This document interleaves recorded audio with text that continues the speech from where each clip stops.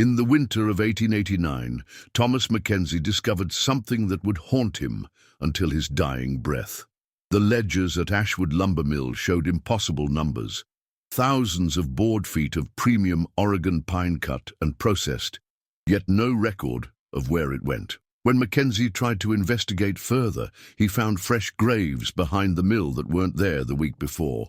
3 days later, Mackenzie himself vanished without a trace. Before we dive into the chilling truth behind what happened at Ashwood lumber mill, I need to ask you a favor. If you're new to our channel, please subscribe and hit the notification bell. We bring you the darkest mysteries from America's forgotten past. Also, drop a comment letting us know what city and country you're watching from. We love connecting with our global audience who shares our fascination with these buried secrets.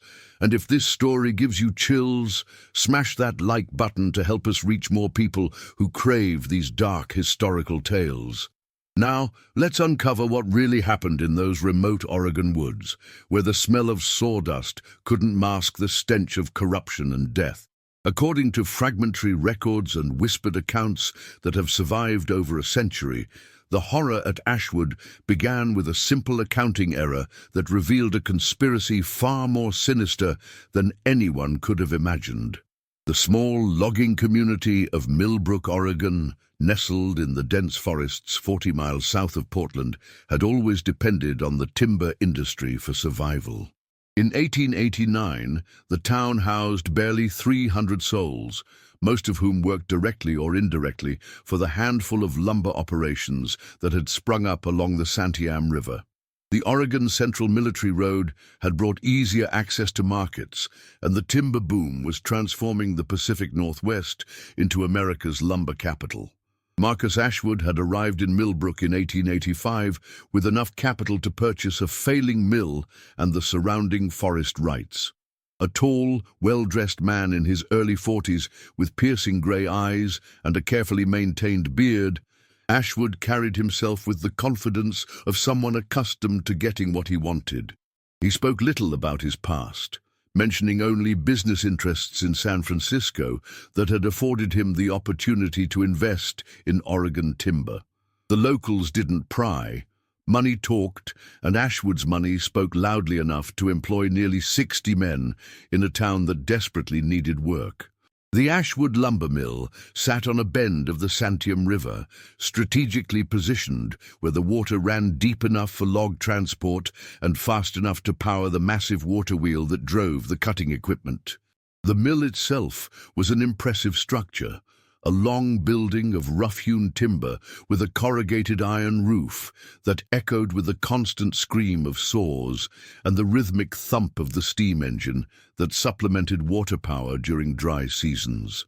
Towering stacks of lumber surrounded the main building, organized by grade and species, while the sharp smell of fresh-cut pine mixed with wood smoke from the waste burners that operated around the clock. Thomas Mackenzie had been hired as the mill's bookkeeper and production supervisor in early 1889. A meticulous man in his 30s with thinning brown hair and wire-rimmed spectacles, Mackenzie had previously worked for lumber operations in Michigan before heading west like so many others seeking opportunity. He possessed the rare combination of mathematical precision and practical knowledge of lumber operations that made him invaluable to a business where profit margins could disappear with poor planning or careless record-keeping. The workers at Ashwood Mill were a typical mix of the era: displaced farmers from the Midwest, immigrants seeking their fortunes, and local men who had grown up around timber. They worked 10-hour shifts 6 days a week, earning wages that, while modest, were reliable in an industry known for boom and bust cycles.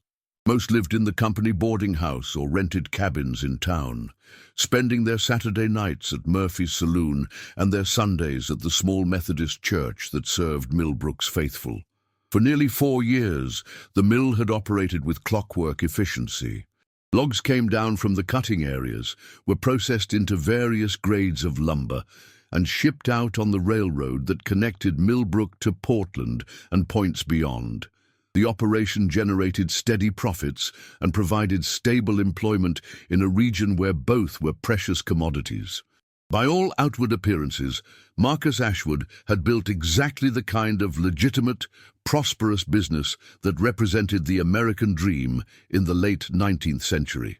The first sign of trouble emerged on a frigid January morning in 1889, when Thomas Mackenzie arrived at his small office above the mill floor to find discrepancies in the previous week's production reports.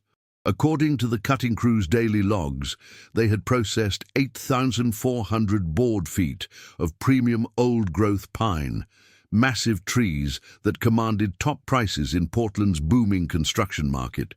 However, the shipping manifests and inventory records accounted for only 6,100 board feet of the same grade lumber. Mackenzie initially assumed the discrepancy resulted from measurement errors or clerical mistakes, problems that occurred occasionally in any lumber operation. Workers sometimes miscalculated board footage, especially when dealing with irregular logs, and shipping clerks occasionally transposed numbers. However, when he attempted to physically verify the inventory, he discovered that the 2,300 board feet of missing lumber had indeed been cut and processed, but had simply vanished from the mill yard without any corresponding shipping records. More troubling still, when Mackenzie approached Marcus Ashwood about the missing lumber, his employer's reaction was swift and definitive. Ashwood explained that the discrepancy resulted from a special order processed directly through his personal arrangements, lumber that had been shipped immediately without going through the normal inventory and shipping procedures. When Mackenzie pressed for documentation to properly record the transaction, Ashwood's demeanor turned cold, and he made it clear that certain aspects of the business were not Mackenzie's concern. Over the following weeks, similar discrepancies appeared with alarming regularity. Large quantities of premium lumber, always the highest grades that commanded the best prices, were being processed but never appeared in official shipping records. When Mackenzie attempted to track these mysterious shipments, he discovered that several mill workers had been assigned to special night shifts that weren't reflected in the regular work schedules. These workers, primarily recent immigrants who spoke little English, were apparently processing lumber during hours when the main crew was absent. The pattern became even more disturbing when Mackenzie noticed that the missing lumber always came from specific trees. Massive old-growth specimens that were being selected not for their quality alone, but for characteristics that seemed to have nothing to do with normal lumber grading. These trees were invariably hollow at the center, a condition that typically reduced their value since hollow logs yielded less usable lumber. Yet at Ashwood Mill, these hollow giants were being processed with special care and attention normally reserved for the finest clear-grain logs. When Mackenzie attempted to observe one of the mysterious night shifts, he was firmly turned away by men he didn't recognize, rough-looking individuals who clearly weren't mill workers, but seemed to have Ashwood's authority to control access to the facility. The message was unmistakable. Certain operations at the mill were off-limits to normal employees, regardless of their position in the company hierarchy. As winter gave way to spring, the mysterious operations at Ashwood Mill intensified, and with them, Mackenzie's growing sense of unease. The missing lumber had become a weekly occurrence, with discrepancies sometimes reaching 3,000 board feet per week, enough premium timber to build several houses. The financial implications were staggering. At market prices, the missing lumber represented thousands of dollars in unaccounted inventory, yet the mill's official profits continued to climb steadily. Mackenzie began noticing other troubling patterns beyond the missing lumber. Supply orders included unusual items that seemed to have no connection to lumber operations. Large quantities of tar, oakum, and metal strapping typically used in shipbuilding rather than standard construction. Additionally, the mill was receiving frequent visits from Chinese men who arrived quietly after dark and left before dawn, their wagons loaded with what appeared to be lumber, but moved with suspicious weight for wooden cargo. The night shift workers had become increasingly secretive, speaking only in whispers when they thought no one was listening. Several times, Mackenzie caught fragments of conversations in languages he couldn't understand, but the tense urgency in their voices was unmistakable. More concerning still, some of these workers began showing signs of unusual prosperity.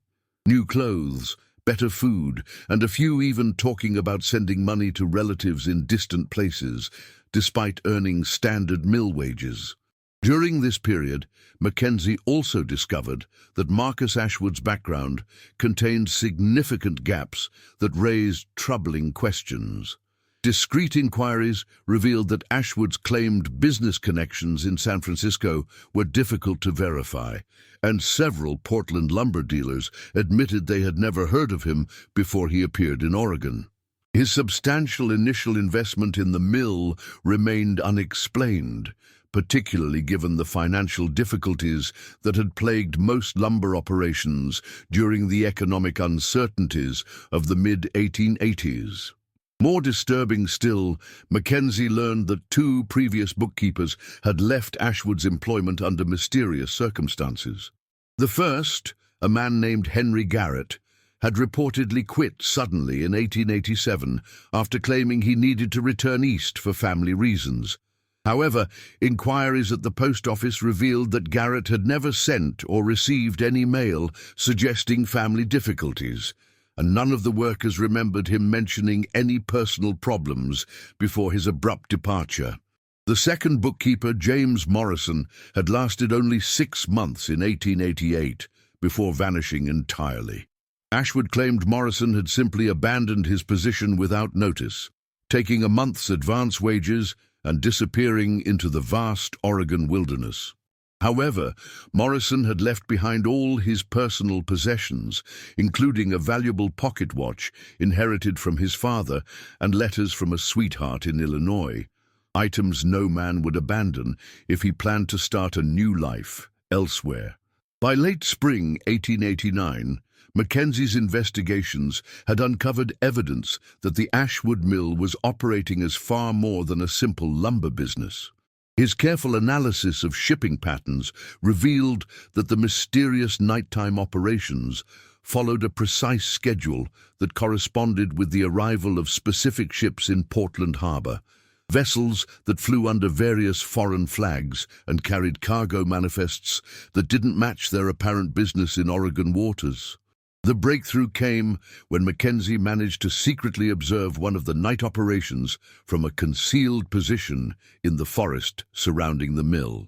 What he witnessed defied his understanding of legitimate lumber processing. The workers were indeed cutting and processing the hollow logs, but instead of producing standard lumber, they were carefully preserving the hollow centers intact, creating what appeared to be long wooden tubes. These tubes were then sealed at both ends with specially fitted caps, creating waterproof containers disguised as ordinary lumber. Even more shocking was the careful process by which these wooden containers were filled with small canvas sacks before being sealed.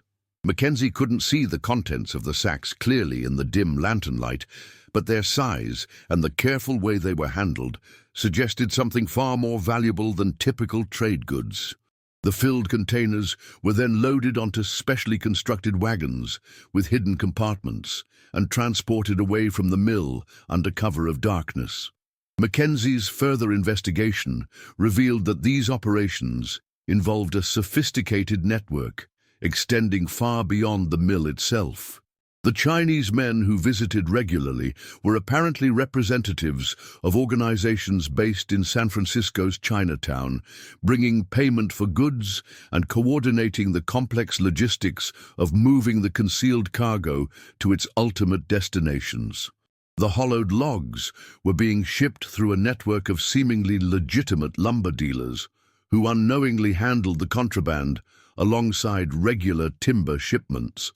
The financial scope of the operation became clear when Mackenzie discovered a second set of accounting records hidden in Ashwood's private office. These books revealed profits that dwarfed the mill's official earnings from lumber sales, with payments recorded in amounts that could only represent illegal trade. The missing lumber from Mackenzie's official records represented the raw materials for an operation generating more money in a month than most legitimate businesses earned in a year. Most disturbing of all, Mackenzie found evidence that the operation required absolute secrecy, maintained through increasingly violent means. References in the hidden accounts to disposal costs and security measures corresponded with unexplained expenses that coincided with the disappearances of the previous bookkeepers. The accounts also revealed payments to individuals described only as cleaners, men whose services appeared to involve eliminating problems rather than maintaining the mill's equipment. Armed with this evidence, Mackenzie faced an impossible choice that would determine not only his own fate, but potentially the lives of every honest worker at the mill. The criminal operation was clearly established and protected by violence, yet the scale of the crimes demanded exposure regardless of personal risk. The operation was destroying lives, both through the poison it distributed and the murders committed to protect it, while corrupting an entire community that depended on the mill for survival.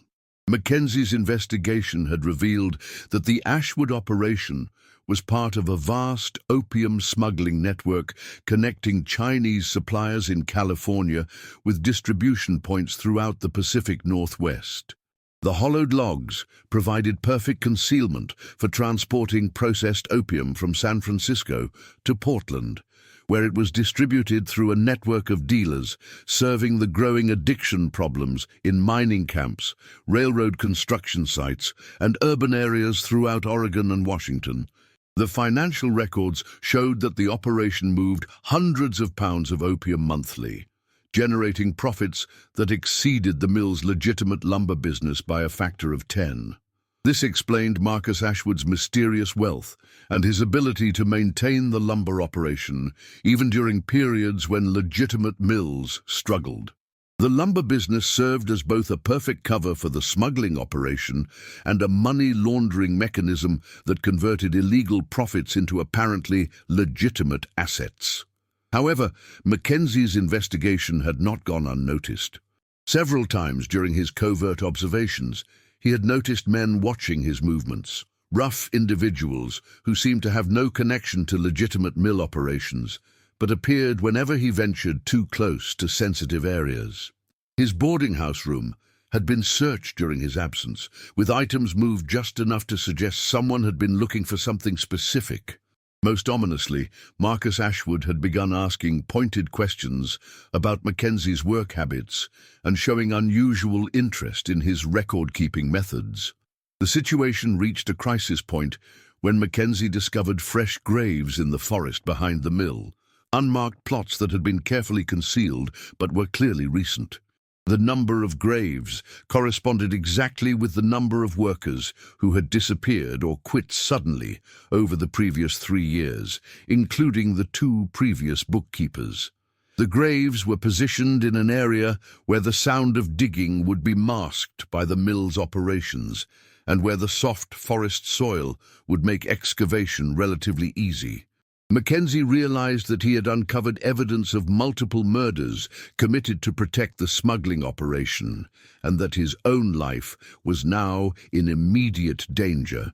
Every previous employee who had discovered too much about the mill's true operations had been eliminated, their deaths disguised as voluntary departures or mysterious disappearances. The pattern was clear.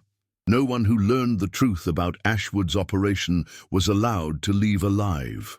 On the night of June 15, 1889, Mackenzie made the fateful decision to gather concrete proof of the operation that would be sufficient to expose the entire network to federal authorities in Portland. Using his access to the mill's offices, he planned to photograph the hidden accounting records and obtain samples of the contraband being processed. Evidence that would be impossible for Ashwood to explain away or dismiss. However, as Mackenzie entered the mill after midnight, he walked directly into a trap that had been carefully prepared for him.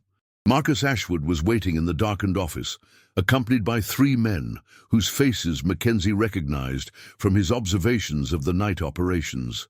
The confrontation that followed revealed the true scope of the criminal enterprise and the ruthless methods used to protect it. Ashwood explained with chilling matter-of-factness that Mackenzie's investigation had been detected weeks earlier, and that his continued presence at the mill had been tolerated only to determine how much he had discovered and whether he had shared his suspicions with anyone else. The interrogation that followed was methodical and brutal, designed to extract every detail of Mackenzie's investigation while ensuring that no evidence of the operation would survive to threaten the network.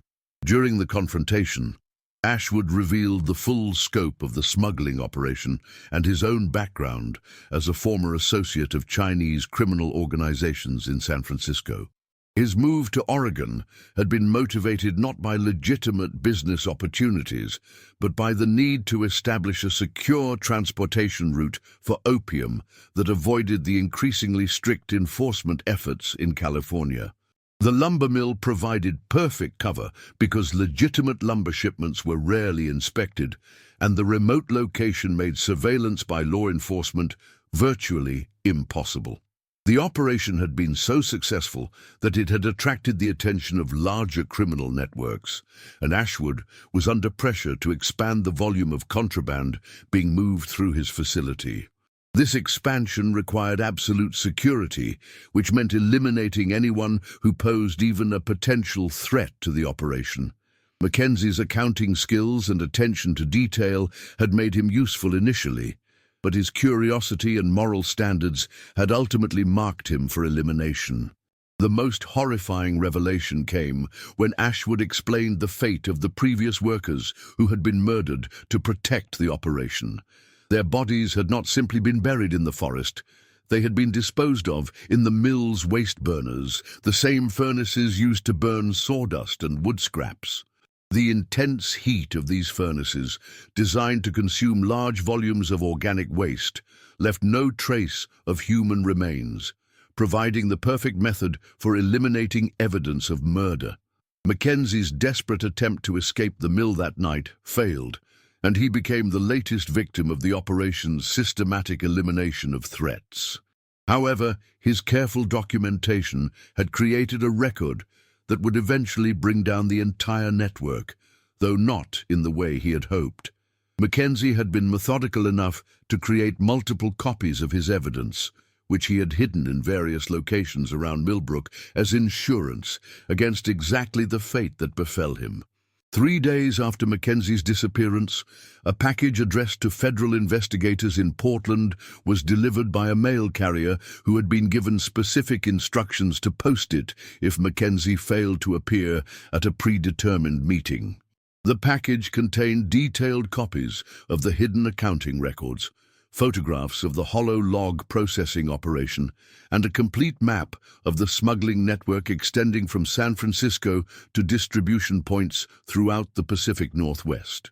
The federal investigation that followed Mackenzie's evidence led to raids on multiple facilities associated with the network, including the Ashwood mill itself.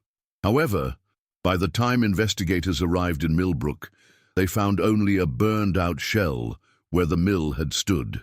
Ashwood and his associates had abandoned the operation, destroying all evidence and eliminating the remaining workers who could testify about the smuggling activities.